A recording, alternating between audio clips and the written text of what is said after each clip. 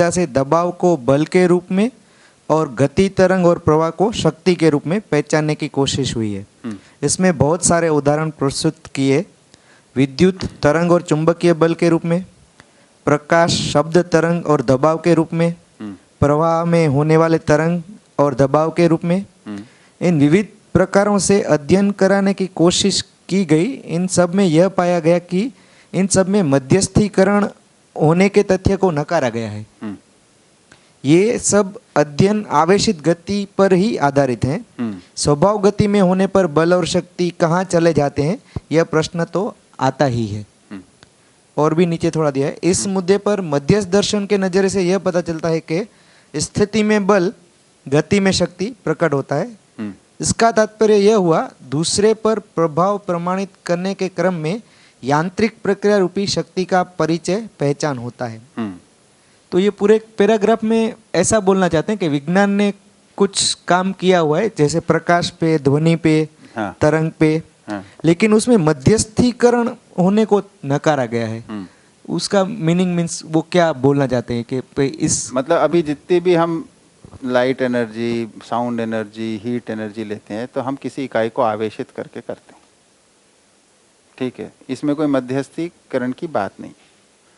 तो जबकि मध्यस्थ दर्शन में हम जब बात कर रहे हैं तो हम क्या बोल रहे हैं कि हर इकाई अपनी स्थिति में, है ना, जैसे हर परमाणु अपनी स्थिति में ताप, विद्युत, ध्वनि को प्रकाशित करता है ना। और इसको प्रकाशित करने के में उसके जो स्ट्रक्चर को बनाए रखने के लिए मध्यस्थ क्रिया निरंतर क्रियाशील है ना।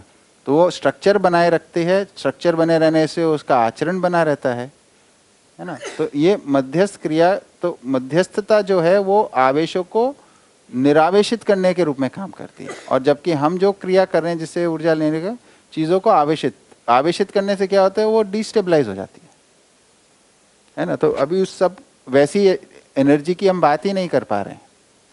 जैसे प्लांट से हम एनर्जी ले सकते हैं, है ना, अभी अभी आता नहीं है पर हमें लेना, जिसमें प्लांट भी बना रहे, है ना, और एनर्जी भी मिलती रहे। अभी हमारे के जितनी एनर्जी के फॉर्म्स आते हैं उसमें जिस चीज़ से एनर्जी ले रहे हैं वो खत्म हो जाती है, हाँ, विघटित होती है।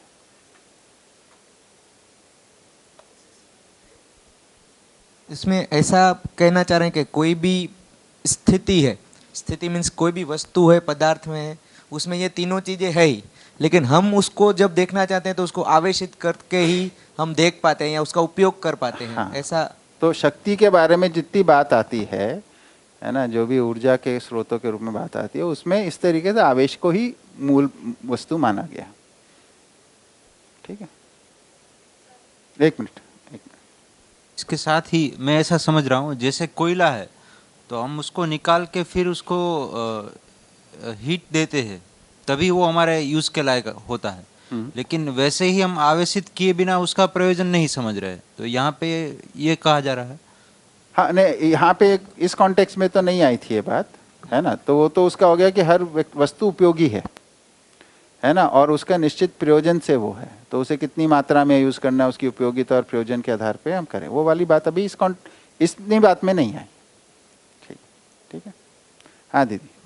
हाँ सर, जैसे न्यूटन लॉ में है कि फोर्स जैसे डिफाइन किया हुआ है कि बल के स्वरूप में हम यहाँ पे हम ऐसे समझ सकते हैं कि बल के परिणाम रूप हमें शक्ति दिखाई देती है, हम शक्ति को पहचान सकते हैं। जैसे कि कोई बॉल है, वो बॉल पे मैं अगर फोर्स लगाऊंगी, बल यानी कि वो अभी स्थिति में, तो उसमें कुछ बल और फोर्स लगाने के बाद वो जैसे ही आगे जाएगा तो वो उसका शक्ति प्रमाणित करता है कि वो कितनी आगे तक जा सकता है। तो ऐसे हम समझ सकते हैं ऐसे बल और शक्ति। शक्ति जैसे बल को तो आपने फोर्स कह दिया, शक्ति को अंग्रेजी में क्या बोलेंगे? एनर्जी। एनर्जी बोलेंगे। तो अब फिर से बोलिए उसी बात को, और बल और शक्ति शब्द मत यूज कीजिए, केवल इंग्लिश वाले यूज करिए कि बॉल पे जैसे आपने फोर्स लगाया, तो क्या बोल रहे हैं आप? फोर्स लगाया। हाँ। और उसके परिणाम हमें कुछ एनर्जी को हम पहचान सकते हैं कि उसमें कितनी एनर्जी है, फिर उसकी बल के परिणाम रूप हमें एनर्जी, फोर्स कितना लगा है तो उसके रूप में हम एनर्जी को कैलकुलेट कर सकते हैं। ठीक है, तो अब बताइए इसमें क्या कहना चाह रहे हैं, पूछना चाह रहे हैं? क्योंकि क्या है कि बल और शक्ति बहुत अलग अलग तरीके से यूज़ हो जाता है, यहाँ पे बल इस रूप में यूज़ नहीं हुआ है, जैसे अभी आप बोले ना फोर्स के रूप में यूज नहीं हुआ है, वो पोटेंशियल के रूप में यूज हुआ है। यहाँ पे बल और शक्ति, बल को स्थिति में बताया, स्थिति पोटेंशियल है ना, और वो जो शक्ति है वो जो क्रियाशीलता में दिखता है उसको शक्ति कह रहे हैं, तो गति के रूप में है वो, है ना। तो हाँ, पर लेकिन इस एग्जाम्पल पे आते हैं, क्या कह रहे हैं आप इसमें? हाँ એટલે वही कि अगर हम किसी बॉल पे फोर्स लगाते हैं, हाँ। ठीक है, तो वो एक बल, वो बल, और वो जब फोर्स ही कहिए ना उसको। हाँ वो फोर्स है, और हाँ। जैसे ही वो गति में आता है हाँ तो वो एक एनर्जी के फॉर्म में ही आता है ना। जैसे कि कोई पानी है, पानी का दबाव है, तो अगर वो फोर्स, जितना भी हम दबाव डालेंगे उतना वो फोर्स से आएगा। जैसे तरंग है कोई भी पानी में, जैसे कोई हम पत्थर फेंकते हैं तो वो भी तरंग, मीन्स वो भी एक एनर्जी है ना, वन काइंड ऑफ। हाँ, देखिए क्या है इसमें, जो फिजिक्स के सिद्धांत अगर उससे चलते हैं तो पहले वो क्या कह रहा है उसको समझना पड़ेगा, है ना। तो फोर्स से एक्सीलरेशन होता है, ये बोलते हैं, प्रवेगिक गति है इसका ना। बोलते हैं। Force is equal to mass into acceleration, acceleration, ठीक है, ये बोलते हैं। और दूसरा फिर होता है कि एनर्जी के लिए इक्वेशन निकालते हैं, वो कहाँ से निकालते हैं? फोर्स करने से जो वर्क डन होता है उसके बेसिस पे निकालते हैं, उसके फॉर्मूले से निकालते हैं। तो इनको समझने थोड़ा सा देखना पड़े। तो अब विज्ञान में जैसे न्यूटन की अगर आप बात करें तो वो क्या कह रहे हैं कि कोई भी इकाई जो है वो जिस भी स्थिति में है उसके स्थिति को परिवर्तन करने के लिए उस पर कोई फोर्स लगाना चाहिए, है ना। एक ये लॉ ऑफ इनर्शिया उसका ये कह रहे हैं, यस, हाँ, है ना। दूसरा वो कह रहे हैं कि कोई भी क्रिया होती है उसकी कोई प्रतिक्रिया होती प्रतिक्रिया होती है ना। और तीसरा लॉ क्या है? आघात और प्रत्याघात, वो तो हाँ, हो गया, वो तो आ गया, हाँ, एक्शन रिएक्शन हो गया, इन लॉ ऑफ इनर्शिया हो गया। और ऊर्जा कॉमन रहती है, हाँ, वो टोटल मास, टोटल ऊर्जा सेम रहती है, आई थिंक वही नहीं, है। वो न्यूटन के लॉ, 3 लॉ है, मैं उसकी बात कर रहा था। लॉ ऑफ मोशन है ना 3 न्यूटन के। अच्छा ना।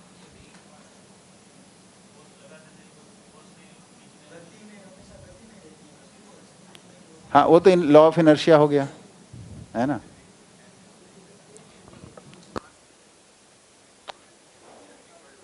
भाई 3 लॉज ऑफ मोशन क्या हैं?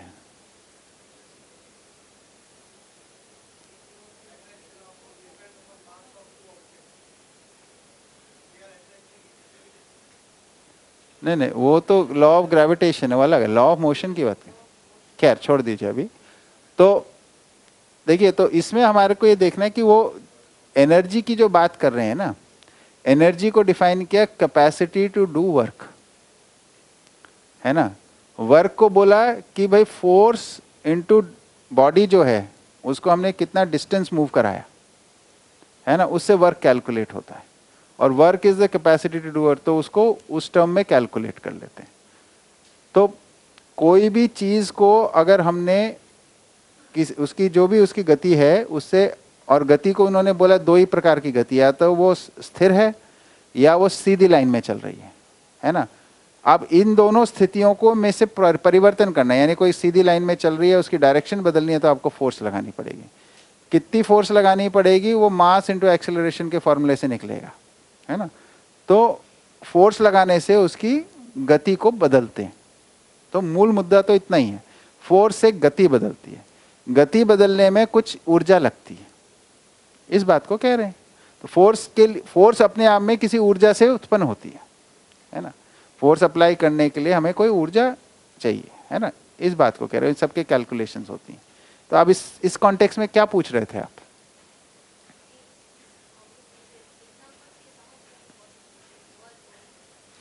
हाँ, उससे नहीं समझ में आएगा। देखिए वो वहाँ पे जो भाषा है और इधर जो भाषा है, इसमें ना विज्ञान की थोड़ी अलग हो गई है। थोड़ा कंफ्यूजन तो होता है इसमें। बल और शक्ति क्या है कि हिंदी में जिसको बल बोला, है ना, इधर इस संदर्भ में जिसको बल बोल रहे हैं एक अलग चीज है ना। फोर्स से मूवमेंट होती ही है, जो अभी विज्ञान देख रहा है फोर्स को, है ना। हम बोल रहे हैं कि भाई एक्सेलरेशन होगा, तो यानी कोई गति में परिवर्तन होगा, उसी से फोर्स को हम पहचान रहे हैं। तो स्थिति की बात नहीं कर रहा है वो, पर यहाँ पे तो हम बल जो बोल रहे हैं उस स्थिति को बोल रहे हैं। तो इधर इसलिए इसमें लिखा भी है कि विज्ञान अभी स्थिति को नहीं पहचानता है, केवल गति को ही पहचानता है। उसी के संदर्भ में सारी बल, शक्ति, ऊर्जा सबकी बात आती है। हाँ दीदी।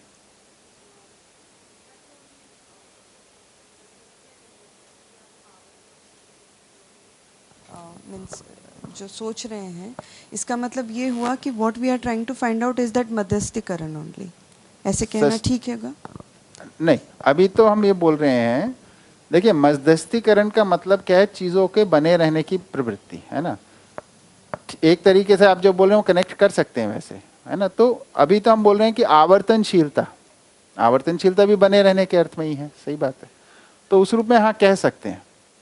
तो हम व्यवस्था को समझने के लिए मध्यस्थीकरण कहाँ होगा, हमारे अंदर होगा सबसे पहले, फिर हम उसको चीजों को बने रहने के अर्थ में, क्योंकि देखिए क्या है, जब बना रहता है तो गुण प्राप्त रहता है, वो आचरण कर सकता है ना, बने रहने के अर्थ में। तो अस्तित्व गुण को बनाए रखना है हमने, तो कोई भी चीज़ है उसको बनाए रखना हमारी जिम्मेदारी है।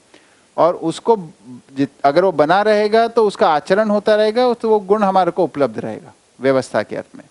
तो अब मानव जो कर रहा है, वो जो क्रियाकलाप कर रहा है, उससे बहुत सारी परंपराओं को तोड़ रहा है प्रकृति में, है ना। बहुत सारी वनस्पति की प्रजातियां लुप्त हो गई हैं, जीवों की प्रजातियां लुप्त हो रही हैं। तो ये सब क्या हो रहा है, और इससे क्या हो रहा है, इससे जो प्राकृतिक संतुलन है ये बिगड़ रहा है। तो क्लाइमेट चेंज हो रही है, पोल्यूशन हो रहा है ना, ये सब चीज़ें जो दुर्घटनाएं आ रही हैं वो इसके कॉन्सिक्वेंस के रूप में आ रही।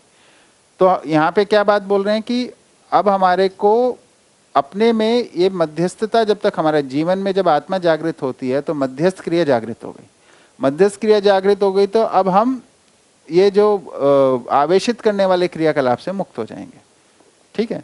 तो भी उसके बाद भी मान लीजिए हम गाड़ी में चलना है तो पेट्रोल का तो अभी फिलहाल यूज़ करेंगे, लेकिन उसके साथ साथ हम पेट्रोल को कैसे न्यूनतम करते जाएं, उसको ऑल्टरनेट टेक्नोलॉजी कैसे आए, उस रूप में अब काम करना शुरू करने के। तो हमारा लक्ष्य आगे व्यवस्था बनाने के अर्थ में, प्राकृतिक संतुलन को बनाए रखने के अर्थ में हो जाएगा, उसी को सस्टेनेबल कहेंगे, है ना, उस विधि से होगा।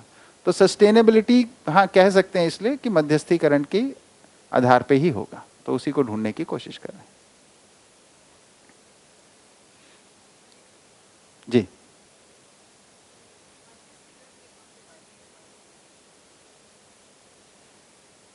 जैसे ये 105 पे जो फर्स्ट सेंटेंस है और हमारी एक बात हुई थी, उसमें मुझे थोड़ा कंफ्यूजन हो रहा है। जैसे जिस योग संयोग विधि से जितनी भी रचनाएं बनती हैं उसको बनाए रखने में किया गया प्रवृत्ति और कार्यों को मध्यस्थ नाम दिया गया है, ये सही है। और हमारी एक बात ऐसी भी हुई थी कि प्रकृति को सबसे ज़्यादा मेहनत इसी में लगती है, चीज़ों को बनाए रखने में। हाँ, मेहनत नहीं कहा था, उसके अंदर भी ऊर्जा लगती है, उसके अंदर भी श्रम लगता है। हाँ मतलब ठीक है, बने रहने, क्योंकि सबसे ज्यादा अवधि का है वो, इसलिए उसमें लगता है। हाँ ठीक। तो इसमें भी मैं ये जानना चाहती थी कि यहाँ पे ये प्रवृत्ति और कार्यों का कोई एग्जाम्पल जिससे वो थोड़ा क्लियर हो जाए।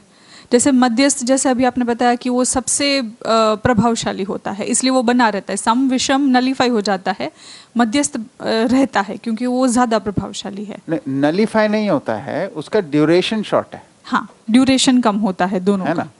तो ये तो बहुत, कोई भी एग्जाम्पल ले लीजिए ना, कोई भी, जैसे मानव शरीर रचना गर्भ में 9 महीने में बनती है, और मरने में तो कितनी देर लगता है, बनी कितनी देर रहती है। कोई भी पेड़ है ना, बीज से अंकुरित होने में कितनी देर लगती है, और मरने में कितनी देर लगती है, और बना कितनी देर रहता है।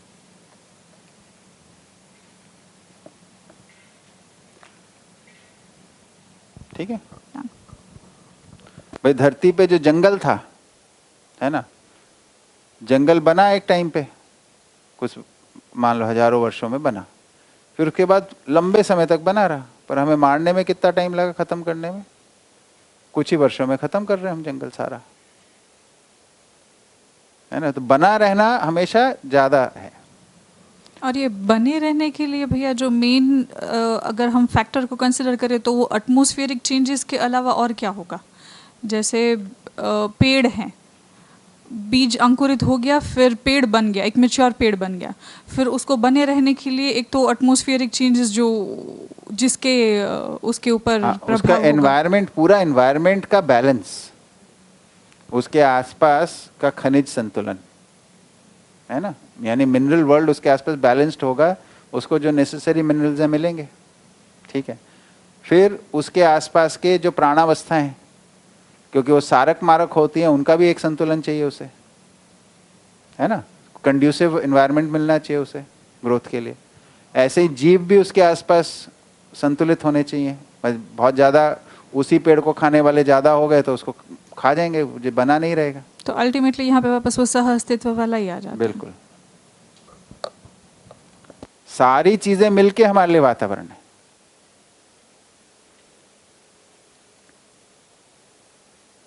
ठीक, आगे बढ़े। हाँ, सम विषम मध्यस्थ को हम जीवन क्रिया के अलग अलग लेवल्स पर भी देख सकते हैं ना, जैसे कि मन, वृत्ति और चित्त, इसमें भी सम विषम और मध्यस्थ का होना बना रहता है। फॉर एग्जाम्पल नहीं, जीवन के अर्थ में देखने जाएंगे तो आत्मा ही मध्यस्थ है।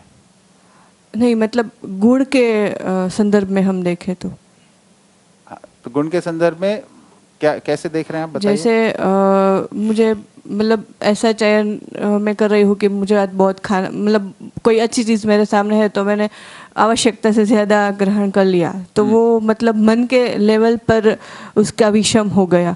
और कभी कभार हम बहुत ज़्यादा कुछ चीज़ों में बहुत सोच में पड़ जाते हैं, बहुत विचार में डूब जाते हैं, तो वो शायद वृत्ति के लेवल पर मैं सोच रही हूँ कि विषम हो गया। और इस प्रकार चित्त में भी हो सकता है, और इसका रसपरस प्रभाव भी एक दूसरे पर होता होगा कि एक दूसरे पर कैसे प्रभाव होगा?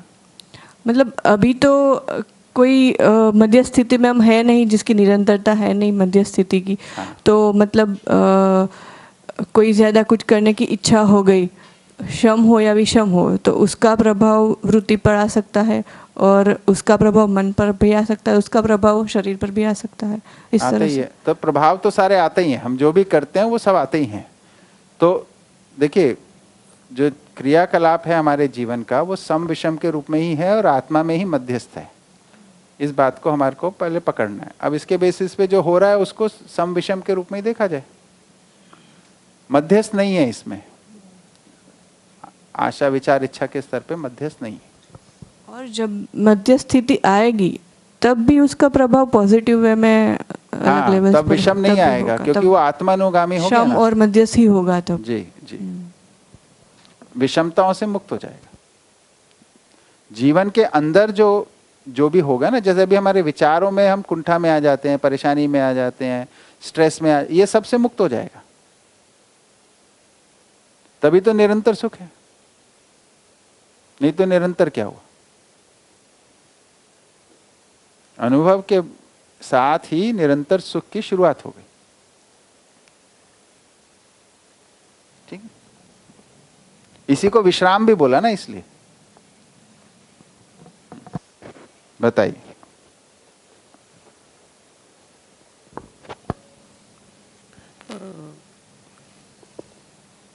भैया 109 पेज पे है, 109 फर्स्ट पैराग्राफ में ऊपर से छठी लाइन में, सह अस्तित्व रूप में यह देखा गया है कि प्रत्येक एक अपने वातावरण सहित संपूर्ण है, इसमें छोटा बड़ा होता ही नहीं है। इसकी पुष्टि इस बात से होती है कि प्रत्येक अपने त्व सहित व्यवस्था है। अब नीचे के पैराग्राफ में पहली ही लाइन में सापेक्षता में छोटे बड़े का बोध होता है, संपूर्णता ओझल हो जाता है, संपूर्णता में ही प्रत्येक एक का सम्मान हो पाता है, मूल्यांकन हो पाता है। ऐसा मूल्यांकन और सम्मान प्रतिष्ठा की पहचान करने वाला मानव ही है। और मैंने पहले अध्ययन में सुना था कि जो विकसित है वो छोटे का दर्शन कर सकता है, और छोटा जो अविकसित है वो बड़े का अनुभव यानी कि पहचान कर सकता है। तो ये सारी बातें जब मिक्स हो रही है तो थोड़ा आपका उसमें योगदान चाहिए। जो आपने तीसरी बात बोली वो तो जीवन क्रियाओं के अर्थ में है ना। जीवन क्रियाओं में जैसे चित्त है, चित्त वृत्ति से अधिक वो है, मतलब वो आत्मा के ज़्यादा करीब होने के कारण उसको अधिक विकसित मान सकते हैं, है ना। तो वृत्ति जो है चित्त का अनुभव करती है, और जो चित्त है वो उसका दर्शन करता है और उसको मतलब मूल्यांकित करता है। ठीक है, तो ये जीवन की क्रियाओं के संदर्भ में आई ये बात है। ये जो दो बात हैं इसमें जो बोली गई हैं, संपूर्णता, संपूर्णता के अर्थ में क्या है, धरती संपूर्ण है ना। तो इसको अगर तात्विक स्तर पे देखने जाते हैं तो इकाई अपने वातावरण सहित संपूर्ण, अगर हम एक एक परमाणु के स्तर पे देखें तो वहाँ पे उसका जो प्रभाव क्षेत्र है वो उसका वातावरण है ना। तो इकाई को देखना है, पूरा पकड़ आपको समझना है तो उसके प्रभाव क्षेत्र के साथ पूरी समझ में आएगी, तो वो संपूर्ण इस रूप में। जब हम रचना के स्तर पे आ गए तो संपूर्ण रचना के रूप में धरती मिलती है, ठीक है। इसमें छोटा बड़ा कोई नहीं है, इसको कह रहे हैं, है ना। छोटा बड़ा कोई क्यों नहीं है? क्योंकि चींटी भी अपने में त्व सहित व्यवस्था है, हाथी भी अपने में त्व सहित व्यवस्था है, तो दोनों ही व्यवस्था में भागीदार हैं, इस अर्थ में छोटा बड़ा नहीं है। फिर जो दूसरी लाइन बोली सापेक्षता में, तो अगर हम इसको अब संपूर्णता को छोड़ देते हैं, अब केवल सापेक्षता में देखेंगे तो चींटी छोटी है और हाथी बड़ा है ना। तो उसमें फिर अब कहानी आएंगे नहीं, पर चींटी तो उसकी सूंड में घुस के उसे मार सकते, तो अब चींटी बड़ी हो गई, है ना। ये सारे, चाहे उसको बड़ा बोलो चाहे इसको बड़ा बोलो, इसमें संपूर्णता छूट गई, इसलिए छोटा बड़ा आपको वो हो गया। तो उसमें संघर्ष ही निकल के आएगा और कुछ निकल के नहीं आता है। जैसे हम छोटे बड़े में जाते हैं तो किसका अधिकार किस पे चलेगा इसमें आ जाते हैं, उसमें भागीदारी का मतलब ही खत्म हो गया, जिम्मेदारी का मतलब ही खत्म हो गया सारा, ये कंफ्यूजन है।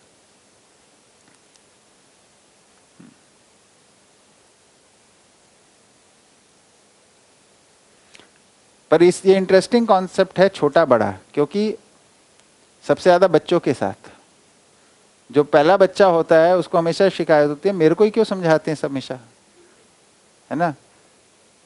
तो बोलते हैं कि भाई मेरे को हमेशा बोल देते हैं कि तुम तो बड़े हो, तुम्हें समझना पड़ेगा, है ना। छोटे वाले को क्यों नहीं समझाते? छोटे वाले की शिकायत होती है सारे अधिकार बड़े वाले को मिलते हैं, सारी चीज पहले उसको मिलती है, फिर मेरे को पूछते हैं, है ना। तो ये छोटे बड़े को कैसे सॉल्व करें बच्चों के साथ? तो इसको डिफाइन करना पड़ेगा हमें परिवारों में, कि बड़ा वो जो जिम्मेदारी का निर्वाह करे, छोटा वो जो जिम्मेदार का अनुकरण अनुसरण करे, ठीक है। अब आप चूज कर लीजिए क्या होना चाहते हैं, बड़े होना चाहते हैं छोटा होना। अगर मनमानी करनी है तो आप छोटे ही होगे, फिर जिम्मेदारी को नहीं करोगे आप, इसका मतलब जिम्मेदारी पूर्वक नहीं, तो बड़े के जिम्मेदारी ही अधिकार है, जिम्मेदारी का निर्वाह ही अधिकार होता है।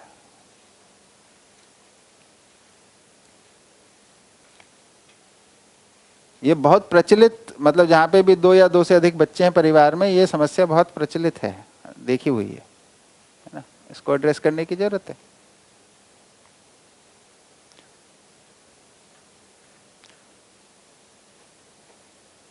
जो बड़ा है उसकी जिम्मेदारी है छोटे के प्रति, उसके प्रति पूरक होने की, उसको सिखाने की, समझाने की, उसको मार्गदर्शन देने की। छोटे की जिम्मेदारी है कि बड़े के मार्गदर्शन को स्वीकारे, उसमें चले, है ना। उसमें दोनों को सुख मिलता है।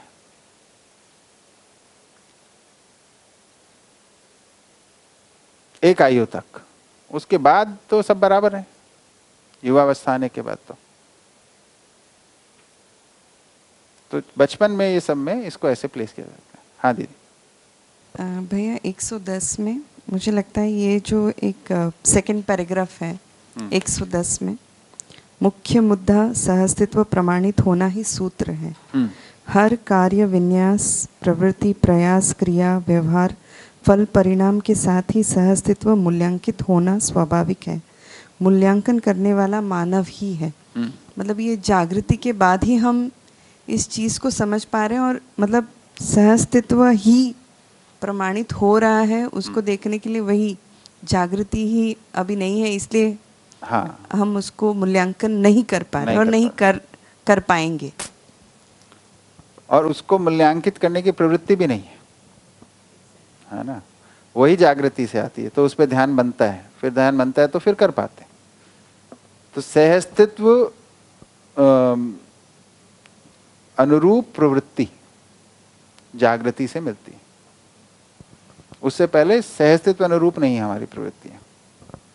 और जैसे दीदी ने कहा था कि मध्यस्थ जब हम कहते हैं तो वो सहअस्तित्व के साथ, मतलब वो सहअस्तित्व की वजह से ही मध्यस्थ क्रिया है। हाँ, आगे बताइए दीदी।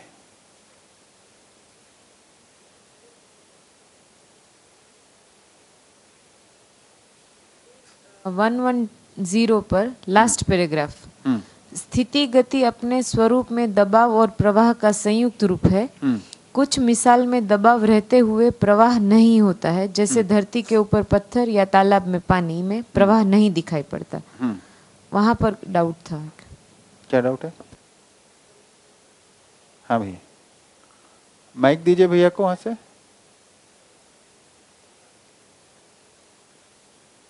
तालाब में पानी स्थिर प्रवाह नहीं दिखाई पड़ता का मतलब फ्लो नहीं कर रहा। प्रवाह का मतलब फ्लो से है। अच्छा, है ना? तो स्थिति में दबाव और प्रवाह, है ना? क्या लिखा है, इसको पढ़ देते हैं फिर से।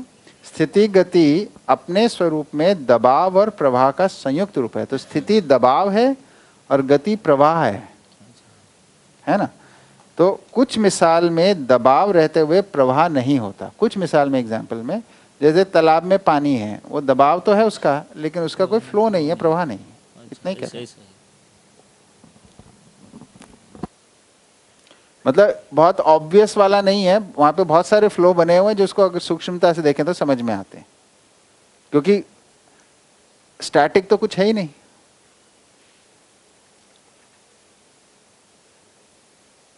बताइए अगला। 112 पर त्राण और प्राण, हाँ, क्या चाहिए? सेकंड पैराग्राफ में क्या है इसमें? और प्राण, त्राण का मतलब स्थिति है और प्राण का मतलब गति है। हाँ, उसको कैसे कोरिलेट किया? मतलब त्राण और प्राण का क्या अर्थ लिया आप? स्थिति गति तो है, तो हो गया। त्राण का क्या अर्थ होता है?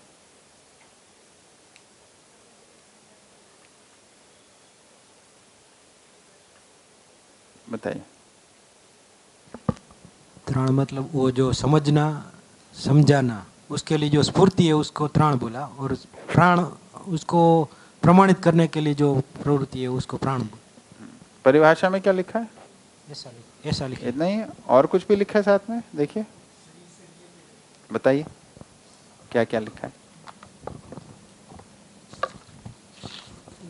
भैया वो प्राण कोई शरीर से रिलेटेड, प्राण वायु जो होती है ना, कोई नहीं। हाँ, पढ़ के सुना दीजिए।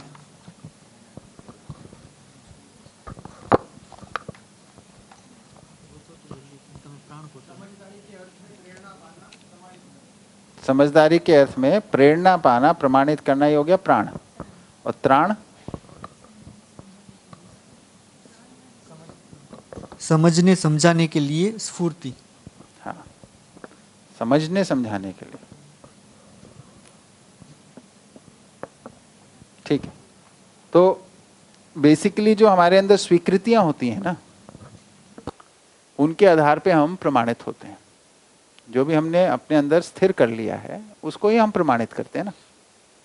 भाई हम सोचते हैं कि भाई बच्चों के लिए शिक्षा जरूरी है, तो इसको हम परिवार में प्रमाणित करते हैं, बच्चों के लिए शिक्षा की व्यवस्था करते हैं। हमें लगता है कि भाई सुविधा चाहिए, उसके हिसाब से हम जी सकते हैं। तो जो भी हमारे अंदर स्वीकार होता है उसी को हम प्रमाणित करते हैं, है ना। तो ये स्वीकृतियां बनती कैसे हैं, है ना। तो ये जो स्वीकृति है यही त्राण है हमारा, जो हमारे अंदर जो सेटल्ड है। तो ये समझने से बनती है ना, दूसरे में भी उसको समझाने से बनती है। तो ये हमारा जीवन के अंदर स्वीकृतियां ही त्राण है, और इन्हीं को जब हम जीने में प्रमाणित करते हैं, है ना। और प्रमाणित करने के लिए प्रेरणा चाहिए होती है हमारे को, क्या प्रमाणित करना है, किस भाग को हम प्रमाणित करना चाहते हैं, वो सब प्राण के रूप में आएगा। प्राण प्रेरणा से जुड़ा हुआ शब्द है ना। जब भी मानव के संदर्भ में आ रहा है, शरीर को छोड़ के, शरीर के अंदर प्राण का मतलब प्राण वायु से हो जाता है, अदरवाइज वो प्राण जो है वो प्रेरणा से जुड़ा हुआ है, ठीक है। और मूल में प्रेरणा जो है वो सहअस्तित्व ही है, ठीक है। तो जो हम प्रमाणित करने जा रहे हैं, प्रमाणित कुछ भी करने को प्रमाणित करना नहीं कह रहे हैं, है ना। तो जो हमने समझा हुआ है सहअस्तित्व के अर्थ में, उसको जब प्रमाणित करते हैं, वो मतलब सहअस्तित्व की प्रेरणा पूर्वक हम उसको जो प्रमाणित कर रहे हैं, ये त्राण और प्राण की बात है। मूल में। तो समझे हुए को प्रमाणित करना, त्राण और प्राण, स्वीकार को प्रमाणित कर, स्वीकृत को प्रमाणित करना, ठीक है, इसके आधार पे जीना। तो इसमें क्या लिखा है, इसमें लिखा है ऐसा इसी क्रम में समझदारी के आधार पर मानव अपने में सर्वतोमुखी समाधान रूपी मनः स्वस्थता के सूत्र में वैभवित होना स्वाभाविक है।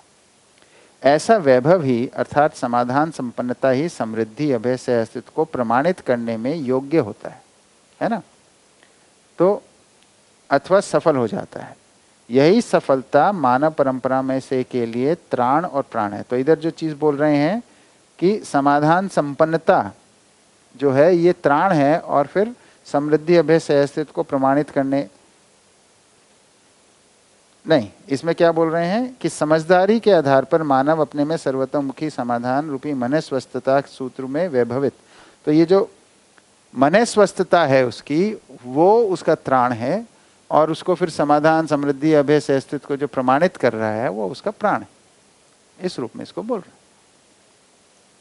त्राण का मतलब स्थिति है, प्राण का मतलब गति है। गति में प्रेरणा होना, वातावरण में अथवा प्रभाव क्षेत्र में व्यवस्था प्रमाणित होना, स्थिति में स्वयं व्यवस्था ही वैभव का सार्थक स्वरूप है। ऐसे स्थिति में स्वयं व्यवस्था ही वैभव का सार्थक स्वरूप है।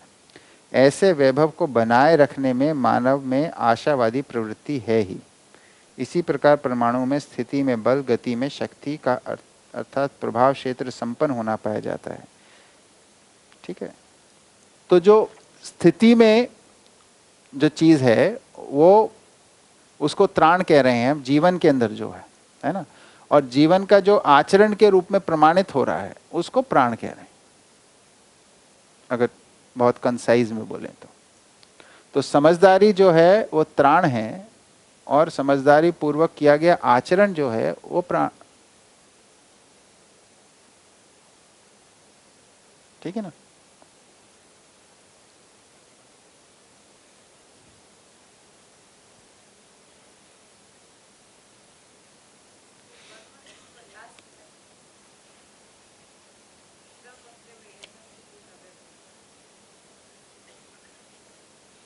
श्रम अपने में यथास्थिति का वैभव है ना, गति अपने में प्रभाव को फैलाने का वैभव,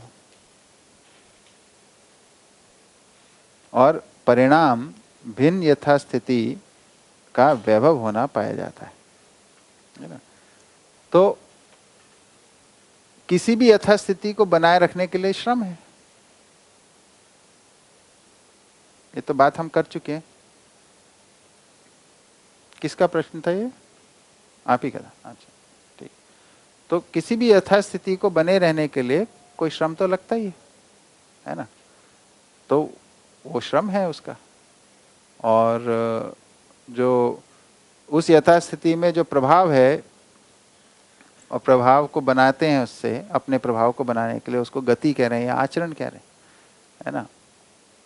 उसको तो वही आचरण या उसका प्रभाव ही उसकी गति है ना। और उसके बाद परिणाम जो है, तो ये श्रम गति परिणाम के रूप में चीज़ों को बताया, तीनों की डेफिनेशन दी गई है।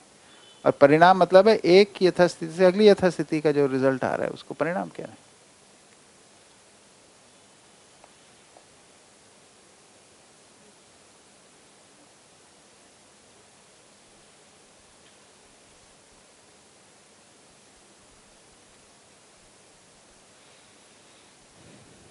नंबर 114 पर सर्वतोमुखी समाधान का आधार व्यापक है, वो कैसे? आपको नो क्वेश्चन कौन सी लाइन है?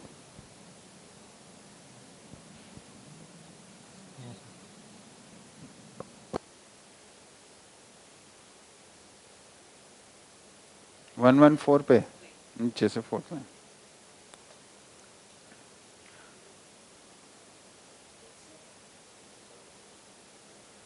समझदारी रूपी अध्ययन 114 पे ना। अतएव समझदारी रूपी अध्ययन व्यापक में अनंत अविभाज्य होने के अर्थ सर्वतोमुखी समाधान होने का आधार होना पाया गया। इसी क्रम में हर इकाई अपनी स्थिति गति में वर्तमान है ना। तो इससे ऊपर से कहाँ से आ रहा है?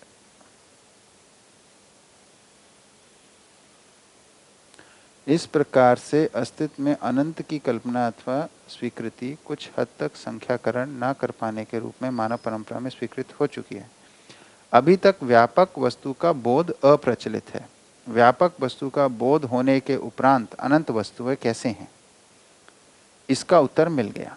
अतएव समझदारी रूपी अध्ययन व्यापक में अनंत अविभाज्य होने के अर्थ सर्वतोमुखी समाधान होने का आधार होना पाया गया, है ना। तो ये कहाँ से आ रहा है? देखिए, ऊपर अनंत की बात कर रहे हैं यहाँ पे। इधर क्या कॉन्टेक्स्ट है इसका कि अगर हम इकाइयों को गिनने की कोशिश करें या पहचानने की कोशिश करें तो एक संख्या के बाद यही बोलना पड़ता है कि ये असंख्य है ना, इसको कल्पना अतीत है ना। तो ये कल्पना अतीत कैसे है और क्या है, अब सोचे तो हमारे कुछ पकड़ में नहीं आता है बहुत। यहाँ पे बोल रहे हैं कि व्यापक को समझने के बाद ये अनंत भी समझ में आया, ठीक है। तो इससे समाधान हो गया, और ये जो तात्विक रूप में जो पूरा अस्तित्व है इसका जो समझ में आ गया, इसलिए सर्वतोमुखी समाधान हो गया। अब हमारे को सब आयाम परिपेक्ष कोण में चीजें समझ में आ गई, इसलिए व्यापक ही समस्त समाधान का आधार हो गया, सर्वतोमुखी समाधान का आधार हो गया इस रूप। तो अनंत, अनंत का मतलब हो गया जो असीमित, जो फैला हुआ अस्तित्व, ये भी समझ में आ गया। और एकदम जो छोटे से छोटे कण के रूप में एकदम तात्विक स्तर पे चले गए, वो भी समझ में आ गए, और इसके बीच की सब चीजें समझ में आ गई। यही तो आधार बना सर्वतोमुखी समाधान का, है ना। ये व्यापक को समझने से आया, उससे कम में नहीं हुआ।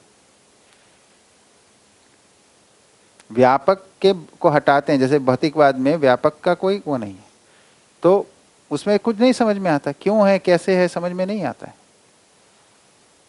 है ना। अस्थिरता निश्चितता कोई देख पाते हैं नीचे छोटे स्तर पे, है ना, और उसके बारे में तो अभी कुछ बहुत ज़्यादा मालूम भी नहीं है। पर इसमें अनुभव ज्ञान में व्यापक में हम भीगे डूबे घिरे हैं, इसको समझने से अनंत का भी ज्ञान होता है, और तात्विकता के रूप में हर इकाई सत्ता में संपृक्त प्रकृति है, इसका ज्ञान होने से सर्वतोमुखी समाधान हो जाता है। ठीक है, किसका था ये प्रश्न? आप ही का। एक्चुअली जो सर्वतोमुखी समाधान है, एसी बंद कर दीजिए भैया को थोड़ा। नहीं उसमें प्रॉब्लम नहीं, उसका आधार सह अस्तित्व है ना, व्यापक। हाँ, अनंत तो इकाई है, अनंत इकाई है, व्यापक में डूबी है। व्यापक में घिरी डूबी घिरी, भीगी डूबी घिरी है ना। तो व्यापक की पहचान होने से कम में, देखिए विज्ञान के संदर्भ में बात हो रही थी ना इससे पहले, अनंत के संदर्भ में इकाइयों के, तो केवल इकाइयों को जब देख रहे हैं तब समझ में नहीं आया, तो व्यापक को वस्तु रूप में जब पहचाना है तब वो पकड़ में आया। इस संदर्भ में उसको कहना।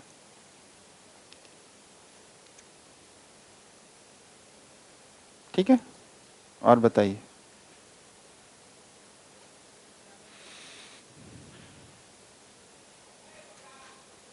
हो गया सारा?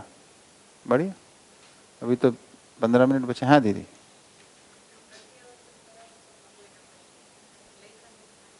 माइक दे दीजिए।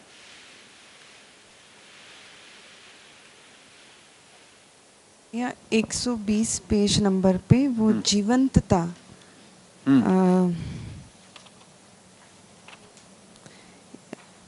ये इस कॉन्सेप्ट को समझना है। जीवंतता हम किसको कह रहे हैं यहाँ पर? शरीर को जीवित बनाए रखने को। जीवन की दो काम है, एक तो जीवन जो है शरीर को जीवंत बना के रखता है, यानी जीवित बना के रखता है, जीवन के प्रभाव में जीवन जीवित बना रहता है। ठीक है ना, एक एक प्राण कोशिका में से वो गुजरता है और उसको जीवित बना के रखता है ना। वो क्या रोल है एग्जैक्टली, वो अभी उसका मैकेनिज्म नहीं मालूम, पर उसको करता है, ये सोचना है। ठीक है, और दूसरा जो रोल है कि भाई वो अपने को व्यक्त करता है शरीर के माध्यम से, है ना, जिसको हम ज्ञानेंद्रिय कर्मेंद्रियों के माध्यम से व्यक्त होता है, तो वो एक काम है। तो जीवंत जो मृत्यु है उसमें जीवंत बनाने वाली क्रिया भी रुक जाती है। कोमा है उसमें ज्ञानेंद्रियों वाला काम रुक गया है, पर जीवंत बनाए रखने वाला चल रहा है। ठीक है ना। तो शरीर को बनाए रखने के लिए कुछ भूमिका है जीवन की, ठीक है, उसको जीवंत बनाए रखने के बाद तो वो उसमें ये सूचना थी कि एक एक प्राण कोशिका में से जीवन गति कर रहा है। उसको जो अपना पुंजाकार के रूप में जो आकार बना के रखता है, उसमें एक एक प्राण कोशिका में से गुजरता रहता है, जीवंत बना के रखता है। उसी को जीवंतता कहा है। भैया उसी के लाइन में आगे है। हाँ, तो एक मिनट दीदी का पूरा नहीं। तो ये जीवन का प्रभाव है जो प्राण कोशिकाओं पे हाँ पड़ता है, जिससे वो जीवंतता उसमें बनी रहती है। हाँ, तो और वो प्रभाव क्या, ये कहना अभी मेरे लिए तो संभव नहीं है। और मैं तो उसको माना हुआ है कि जब कभी अनुभव होगा तो स्पष्ट होगा, है ना। तो जीवंत बना के रखता है, इस रूप में स्वीकारा होगा। क्योंकि भैया जब हम मृत्यु की बात करते हैं तो मतलब एक तो हम कहते हैं कि जीवन और शरीर दोनों साथ साथ है, और मतलब शरीर जो है वो जीवन के एक प्रभाव में ही जीवंत है। हाँ, तो मतलब वही थोड़ा वो समझ में नहीं आ रहा था, इसलिए I just wanted to know। तो जो पुंजाकार है वो एक 3 डायमेंशनल वो जो शेप बनाता है जीवन, शरीर उसी में समाया रहता है ना। तो उसमें वो पुंजाकार कहते हैं, वो जीवन तो है एक परमाणु में छोटा सा, वो बहुत तेज गति से घूम रहा है। वो जो तेज गति से हर प्राण कोशिका में से गुजर रहा है। और शरीर उसको लिखे कहीं पे, इस शरीर के प्राण कोशिकाओं के ताने बाने में जो जगह बनी रहती है हर प्राण की कोशिका के बीच में, उसमें से गुजरता है और उससे वो शरीर जीवंत बना रहता है। हाँ भैया बताइए, कुछ कह रहे थे आप?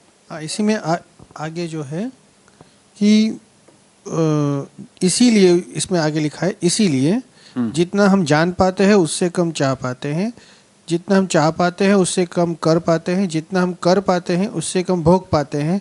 परिणाम पता लगता है कि भोगने की जहाँ तक सीमा है वह शरीर ही है।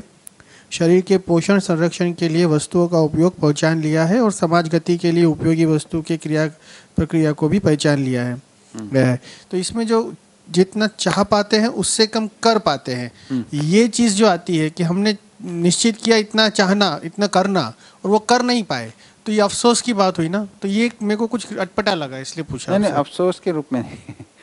देखिए अभी जैसे हम कहीं खाना खाने गए, उधर बहुत सारा बढ़िया से खाना सजा हुआ है, तो ऐसा लगता है कि ये भी खा लूँ, वो भी खा लूँ, वो भी खा लूँ। तो चाहने के रूप में जितना है, करने के रूप में कितना होता है?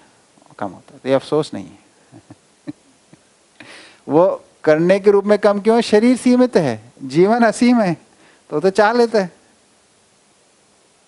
इसलिए तो मिठाई की दुकान में शॉपिंग ज्यादा हो जाती है। ये भी खा लेंगे, वो भी खा लेंगे। ठीक। हाँ। पेज नंबर 117 पर 117 जो सेंटर में जो पैराग्राफ है उसमें भैया बीच में एक लाइन आती है, वो कहीं ऐसे मेरे को समझ में नहीं आ रही। तीसरी विधि से अर्थ व्याख्या हो जाता है, उसके पहले ऊपर परावर्तन का पूरा दिया है। तो पढ़ लेते हैं। ऊपर से पढ़ूं। हाँ।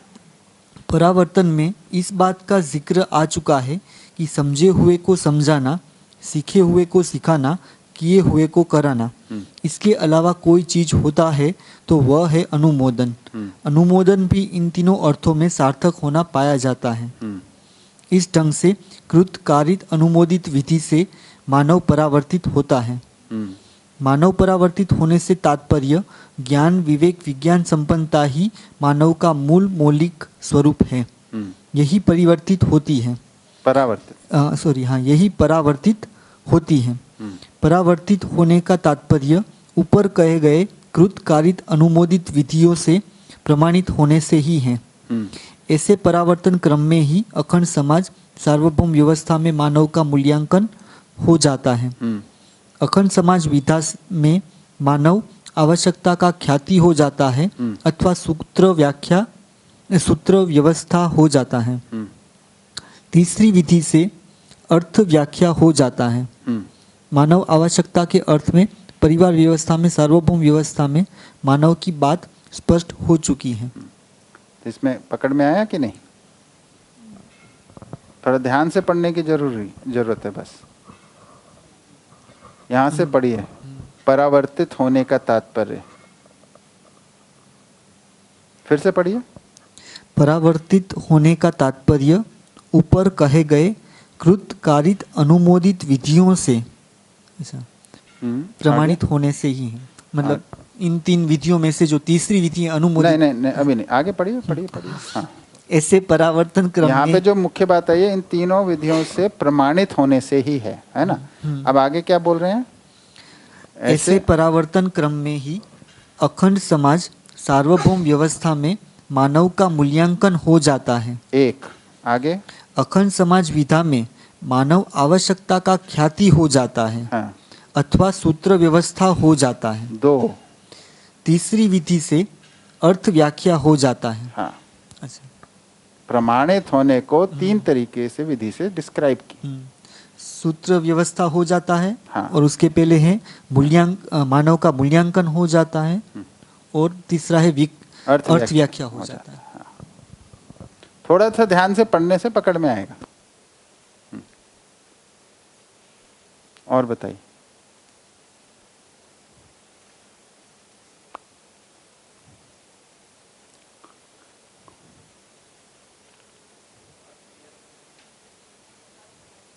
सूत्र व्याख्या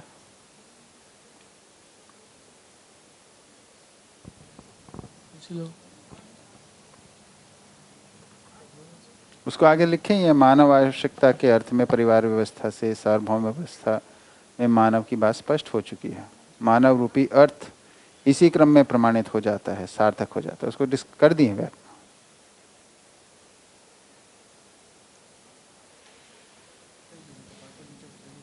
क्या चीज बताइए ना। हाँ, वो आगे पढ़िए। उसको माइक दीजिए दीदी को।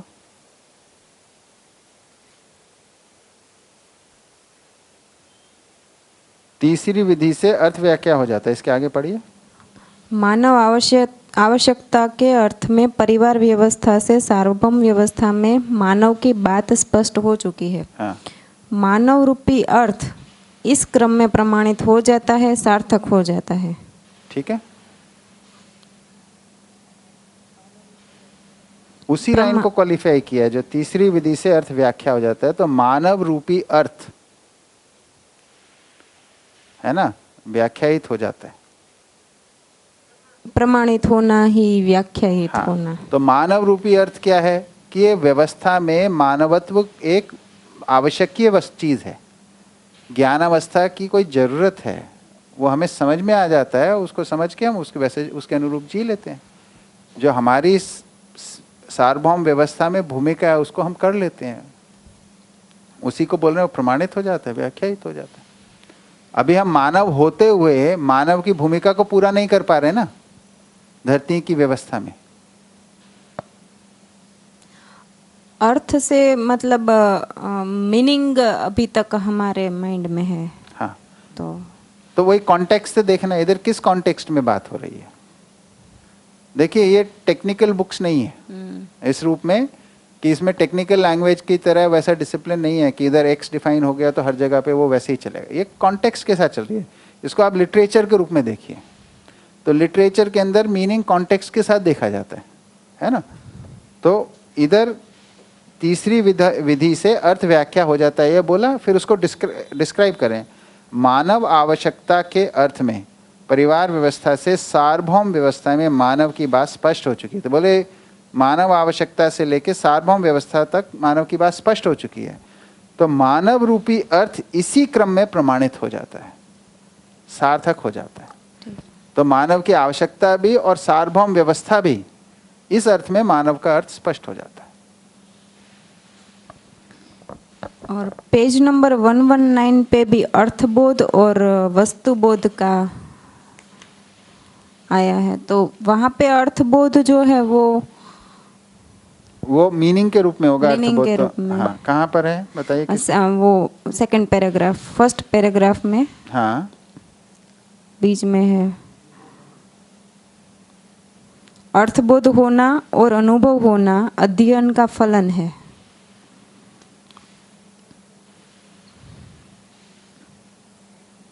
ये हर व्यक्ति अनुभवगामी विधि से अध्ययन, शोध, परीक्षण, ये वाले पैराग्राफ में प्रत्यावर्तन, परावर्तन, प्रत्यावर्तन क्रिया के 119 पे, सॉरी 119 हाँ, मैं ऑपोजिट 118 पे देख रहा था। प्रत्यावर्तन परावर्तन क्रिया के संबंध में काफी अध्ययन संभव हो गया है। इसी क्रम में परंपरा में चेतना विकास, मूल्य, शिक्षा, संस्कार एक अनुस्यूत क्रिया है। परावर्तन विधि से अध्यापन, प्रत्यावर्तन विधि से अध्ययन होना पाया जाता है। अध्यापन एक श्रुति अथवा भाषा होना सुस्पष्ट है। भाषा का अर्थ है अस्तित्व में वस्तु होना सुस्पष्ट हो चुकी है। भाषा के अर्थ के स्वरूप में अस्तित्व में वस्तु बोध होना ही अध्ययन का मूल आशय है। हाँ, आप बताइए इसमें क्या। वस्तु बोध होना मतलब कि अस्तित्व में है ऐसा समझ में आना, ऐसा। हाँ, तो पहले बोल रहे हैं भाषा का अर्थ है अस्तित्व में वस्तु होना सुस्पष्ट हो चुकी है, यानी अध्यापक को ये वस्तु स्पष्ट हो चुकी है, वो इसलिए अध्यापन कर रहा है। अध्यापन भाषा के माध्यम से कर रहा है, और हम जो अध्ययन करने वाला है उस भाषा को सुन के वस्तु को पहचानने का प्रयास कर रहा है ना। इस बेसिस पे कर रहा है क्योंकि वो वस्तु पहले अध्यापक को स्पष्ट हो चुकी है, इसलिए हम उसको पकड़ रहे हैं, ये इसको बोलने की कोशिश करें। तो भाषा का अर्थ है अस्तित्व में वस्तु होना सुस्पष्ट हो चुकी है। भाषा के अर्थ के स्वरूप में अस्तित्व में वस्तु बोध होना ही अध्ययन का मूल आशय है। तो जैसा स्पष्ट अध्यापक को हो गया वैसा ही स्टूडेंट को हो जाएगा, उसको ये वस्तु बोध हो गया, उसको ये अर्थ स्पष्ट हो गया। इसमें क्या क्या कंफ्यूजन हो रहा है। आगे आगे यही प्रत्यावर्तन क्रिया है, सह अस्तित्व में हर वस्तु बोध अनुभव मूलक विधि से परावर्तित हो पाती है। हाँ, तो प्रत्यावर्तन किस में हो रहा है, स्टूडेंट में। परावर्तन कौन कर रहा है, टीचर।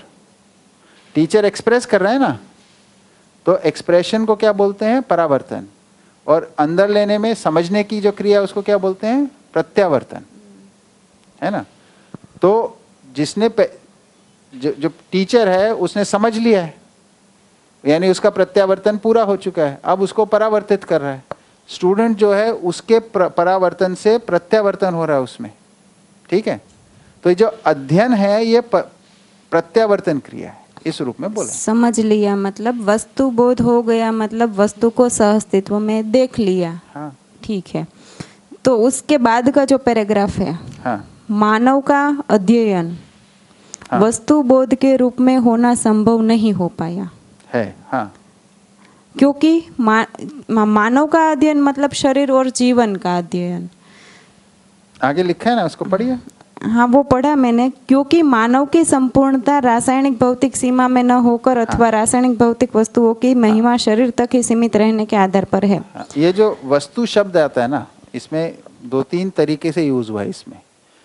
एक तो वस्तु को बोल रहे हैं जो व्यापक वस्तु, और एक एक वस्तु, इस रूप में दोनों को भी वस्तु बोल रहे हैं। फिर कुछ कॉन्टेक्स्ट के अंदर एक एक वस्तु को केवल वस्तु बोल रहे हैं। फिर तीसरे कॉन्टेक्स्ट में केवल जड़ वस्तु को वस्तु बोल रहे हैं, यहाँ पे जड़ वस्तु के रूप में है। इसलिए हाँ, अच्छा। हाँ। बहुत टाइम लगा हमें भी पकड़ने में ये।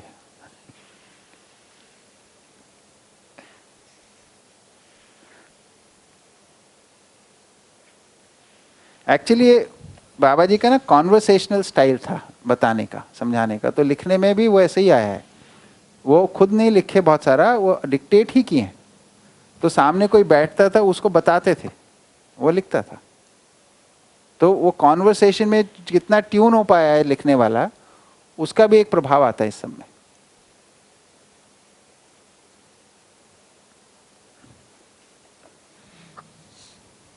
भैया। हाँ जी। पेज नंबर 114 पे एक प्रश्न है,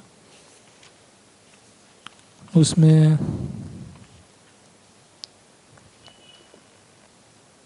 7th लाइन है।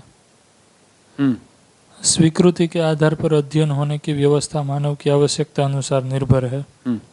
फिर उसके बाद जो लाइन है उसमें विशालता के बारे में पूरा पढ़िए ना, उसको कंजूसी क्यों कर रहे हो? जानने मानने की विशालता व्यापक और अनंत के संबंध में स्वीकार चुके हैं। व्यापक और अनंत के बारे में जानने मानने के आधार पर किसी एक देशी अध्ययन से, एक इकाई के अध्ययन से ऐसी सभी इकाइयों के रूप गुण स्वभाव धर्म के प्रति आश्वस्त होना स्पष्ट हो चुका है। तो बताइए इसमें क्या पूछना है? थोड़ा ऊपर से एक्चुअली बाकी पढ़िए। अतएव स्वीकृति की विशालता में से अपनी आवश्यकताओं को प्रमाणों के रूप में अध्ययन करना मानव की एक आवश्यकता है। तो वो एक सेंटेंस है ना, उसमें जैसा मैं समझा हूँ वो पहले बोल देता हूँ। मतलब कई सारी स्वीकृतियाँ हम में रहती है, तो वो पूरा एक फैलाव है स्वीकृतियों की विशालता का। उसमें से अपना जो जीने का एक पूरा फैलाव है, वो एक आवश्यकता निश्चित करता है कि जहाँ पे हम जी रहे हैं, तो वो जो आवश्यकता बनती है उस आवश्यकताओं के आधार पर प्रमाणों के रूप में अध्ययन करना मानव की एक आवश्यकता बन जाती है। इसको और पहले से पढ़ना पड़ेगा, इसको यहाँ से पढ़ते हैं। देखिए इसका कॉन्टेक्स्ट पकड़ में नहीं आएगा तो स्थिति गति का वैभव वहाँ से नहीं, इससे पहले वाले पैराग्राफ से पढ़िए। मानवेतर संपूर्ण प्रकृति मानव के लिए उपयोगी होते हुए मानवेतर प्रकृति के लिए पूरक होने से वंचित रहना ही संपूर्ण समस्याकारी प्रवृत्तियों का आधार रहा है। इससे क्रमागत विधि से जो कुछ भी उपलब्धियां मनाकार को सार्थक करने में हुई, उसका भी उपयोग सदुपयोग का रास्ता इसलिए अड़चन में पड़ गया कि मनस्वस्थ का भाग अपने आप में उपेक्षित रहा। इसलिए इस वर्तमान में मनस्वस्थता का अति आवश्यक होना समझ में आता है। मतलब मनस्वस्थता नहीं आई इसलिए वो सदुपयोग नहीं हो पाया, उपयोग सदुपयोग। असहस्तित्व विधि से ही मनस्वस्थता का सर्वसुलभ होना पाया जाता है। यही सर्वशुभ की संभावना सुस्पष्ट है। मानव अपने में समाधान संपन्नता के उपरांत ही मनस्वस्थता को प्रमाणित करने में समर्थ होता है। समझ की परिपूर्णता ही मनस्वस्थता का स्वरूप है। समझ सहअस्तित्व सहज स्वीकृति है। इस प्रकार संपूर्ण ज्ञान स्वीकृति के रूप में है। स्वीकृति अस्वीकृति का अधिकार हर मानव में निहित है ही। एक जो लाइन है ना, ये पिछली 3-4 लाइन, तो मानव अपने में समाधान संपन्नता के उपरांत ही मनस्वस्थता को प्रमाणित करने में समर्थ होता है ना। समझ की परिपूर्णता ही मनस्वस्थता का स्वरूप है। ठीक, समझ सहअस्तित्व सहज स्वीकृति है ना। तो सहअस्तित्व के अनुरूप जो स्वीकृतियां हैं यही समझ है। ठीक है, इस प्रकार संपूर्ण ज्ञान स्वीकृति के रूप में है। फिर बोल रहे हैं स्वीकृति अस्वीकृति का अधिकार हर व्यक्ति में निहित है। यानी स्वीकृति और अस्वीकृति एक निर्णय है, हमारे में निर्णय पूर्वक होता है। तो ज्ञान निर्णय पूर्वक होता है, इस बात को इंडिकेट किया इधर। उसमें स्वीकृति की कितनी भूमिका है उसको बताना। ठीक है, फिर स्थिति गति का वैभव धरती, सौरव्यूह, अनेक सौरव्यूह, आकाशगंगा, सभी आकाशगंगा में होना पाया जाता है। इसका प्रमाण यह है परमाणु से लेकर धरती तक सभी अपने अपने स्थिति गति में प्रमाणित होने तक अध्ययन गम्य हो जाता है। यहाँ तक अध्ययन हर मानव के लिए सुलभ है। इसके अनंतर ऐसे ग्रह गोलों की स्थिति गति की स्वीकृति होती है। इसी प्रकार आकाशगंगा भी अनेक सौरव्यूहों का क्रियाकलाप होने के आधार पर स्थिति गति की स्वीकृति होती है। इसी के साथ व्यापक वस्तु की स्वीकृति रहती है। अतएव स्वीकृति की विशालता में से अपनी आवश्यकताओं को प्रमाणों के रूप से अध्ययन करना मानव की एक आवश्यकता है ना। स्वीकृति के आधार पर अध्ययन होने की व्यवस्था मानव की आवश्यकता अनुसार निर्भर है ना। तो आवश्यकता के बिना स्वीकृति नहीं होगी, इसलिए अध्ययन नहीं होगा। ठीक है। जानने मानने की विशालता व्यापक और अनंत के संबंध में स्वीकार चुके हैं। तो जानने मानने की क्या विशालता है, इसमें संपूर्ण अनंत ब्रह्मांड आ जाते हैं, पूरा अस्तित्व आ जाता है, इतनी विशालता है इसकी, है ना। तो व्यापक और अनंत के बारे में जानने मानने के आधार पर किसी एक देशीय अध्ययन से, यानी किसी एक सीमित जगह में अध्ययन से, एक इकाई के अध्ययन से ऐसी सभी इकाइयों के रूप गुण स्वभाव धर्म के प्रति आश्वस्त होना स्पष्ट हो चुका है।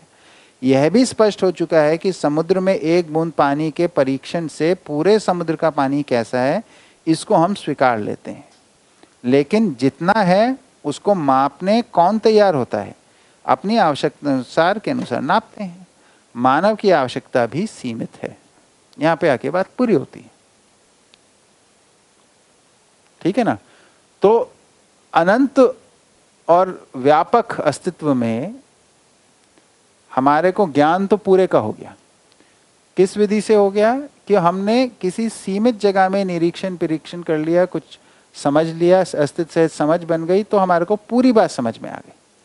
ठीक है, क्योंकि वो सिद्धांतिक रूप में समझ में आ गई। इसके आधार पे आश्वस्ति हो जाती है कि संपूर्ण अस्तित्व यही है, हमारे को एक एक चीज चेक करने की जरूरत नहीं है ना।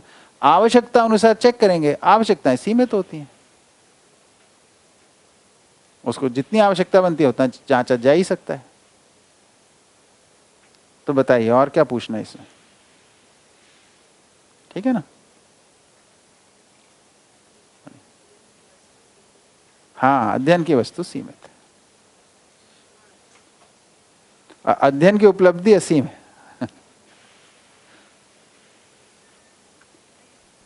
हाँ जी, माइक लीजिए दीदी, सुनाई नहीं दिया। भैया ये जो 117 पे हम लोग जो पैराग्राफ अभी पढ़ रहे थे, हाँ, परावर्तन प्रत्यावर्तन वाला, हाँ, उसमें भैया जो लास्ट लाइन है, हाँ, कि इसे स्पष्ट करना ही प्रमाण के लिए जितने भी कार्य व्यवहार करेंगे ये सब परावर्तन है। तो हाँ, क्या इसको ऐसे समझ सकते हैं कि जीवन जो है वो जिस भी तरीके से एक्सप्रेस हो रहा है, वो बहुत सारी अलग अलग एक्टिविटीज हो सकती है। हाँ, तो ये जो परावर्तन है वो अपनी ही योग्यता पात्रता क्षमता है। हाँ, तो अपनी ही योग्यता है।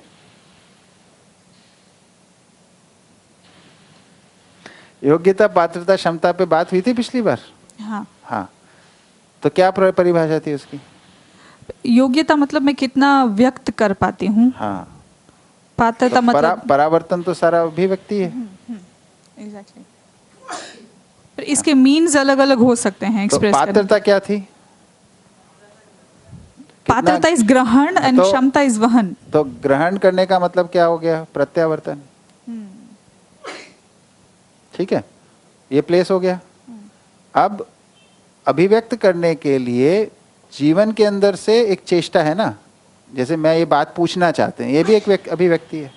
तो जीवन से हुआ, उसको आपने प्रश्न के रूप में पूछ लिया, है ना। उस लैंग्वेज में पूछ लिया, लिख के भी पूछ सकते हो, अलग लैंग्वेज में भी पूछ सकते हो। वो तो स्टाइल है, वो शैलियां हैं। तो उसका मूल में जीवन में ही परावर्तन हो रहा है, उसी को आप अलग अलग शैलियों से व्याख्या कर रहे हो। तो परावर्तन जो है वो बाहर की तरफ जितना भी वो है एक्सप्रेशन को ही परावर्तन कह रहे हैं उस रूप में, और वो शैलियां उसकी अनंत हैं। तो इसको फिर हम प्रोफेशनल के साथ भी जोड़ सकते हैं ना, जैसे डांसिंग, सिंगिंग, और हाँ, जैसे टीचिंग भी है। बहुत सारे हैं, तभी तो वो सब उपयोगी हैं। इसलिए भाई देखिए, कोई बात को लयबद्ध विधि से बोला जाए वो ज्यादा अपील करती है ना। उसके साथ विजुअल्स दे दिए जाए, चित्रकारी आ गई। ठीक है, उसी को एक्शंस के रूप में करके बताया जाए, है ना, बॉडी के मूवमेंट्स के साथ कोऑर्डिनेट डांस आ गया। कुछ चीज़ों को ऐसा बताया ही जा सकता है। बच्चों का तो खूब मन लगता है उसमें, तो ऐसे। तो ये जितनी कलाएं सब उपयोगी हैं, पर उनका प्रयोजन क्या है ना। तो जीवन एक्सप्रेस क्यों कर रहा है? ताकि कोई ग्रहण करे। तो वही समझाना समझना, समझाना समझना, ये संबंध के अर्थ में सारा। मानव उपयोगी है सारा, उसलिए उसको छोड़ देते हैं, मानव उपयोगिता का छोड़ के व्यापार के लिए कर देते हैं तो समस्या आ जाती है ना। तो अब मेरे को व्यापार के लिए करना है तो अब अलग करना है, क्योंकि नहीं तो बिकेगा नहीं। अलग करने के लिए कुछ भी करते हैं, फिर वो उपयोगी है नहीं है उसका ध्यान नहीं रखते, है ना। आवाज बहुत सुरीली होती है, शब्द सुने तो लगता है क्या गा रहे हैं भाई ये लोग।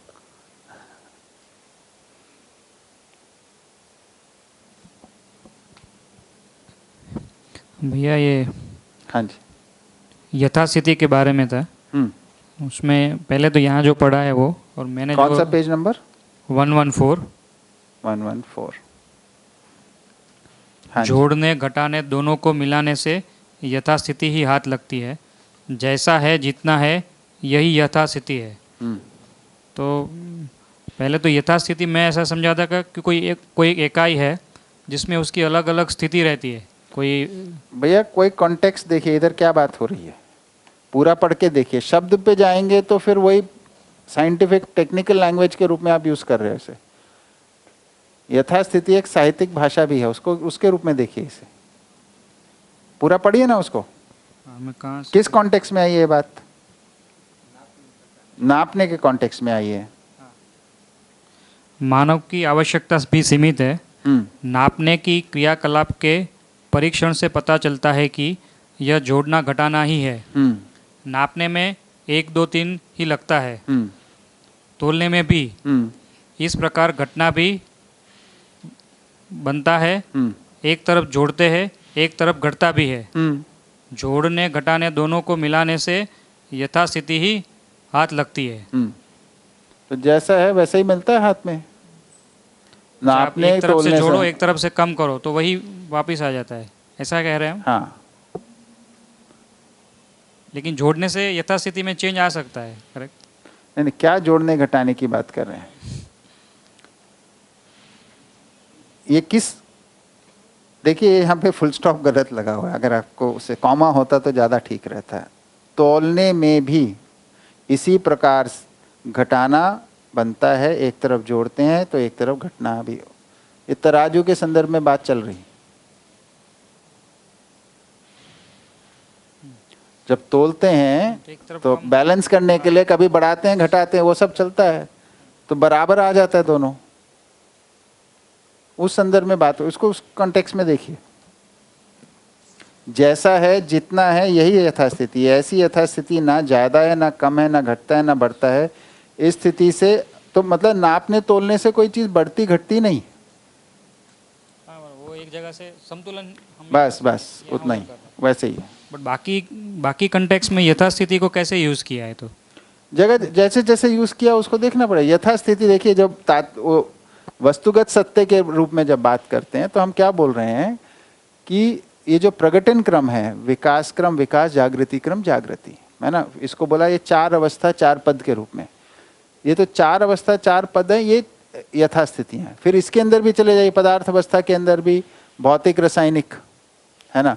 फिर उसमें भी चले जाइए, परमाणु की स्थिति में है, यथास्थिति में है कि अणु की में है या अणुरचित रचना है, क्या है ना, या खनिज के रूप में। तो ऐसे करके अलग अलग तरीके से देख सकते हैं। एक अपनी स्थिति है, उसको यथास्थिति का है। हाँ। और पूरी चारों अवस्था और 4 पदों को भी यथास्थिति का है। हाँ। तो सबके लिए, इकाई के लिए भी यूज किया है, उसके अवस्थाओं के लिए भी यूज किया हुआ। हाँ, हाँ, ऐसे ठीक है। लंच किया जाए, भूख लग रही होगी अब तो।